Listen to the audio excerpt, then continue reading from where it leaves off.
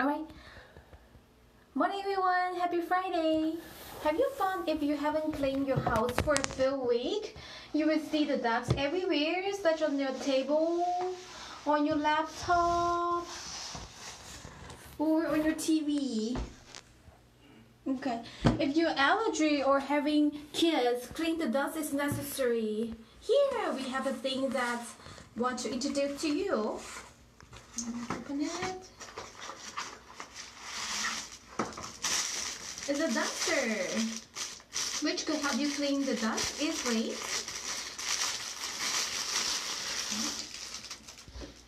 It's pretty lightweight and it's made of microfiber, which is able to clean the dust easily, and you don't have to keep going over the same spot. And it's easy to clean. Just remove the head and clean. That's it. Wait, put that back.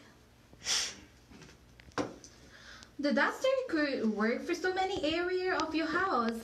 And here's the thing I like the most is the WOW. It's extendable. See? That is awesome. It could reach to 13-inch long, which can help us clean the area that we cannot reach, such as the upper edge of the shelf, the upper side of the door, or let's see, the back of the TV.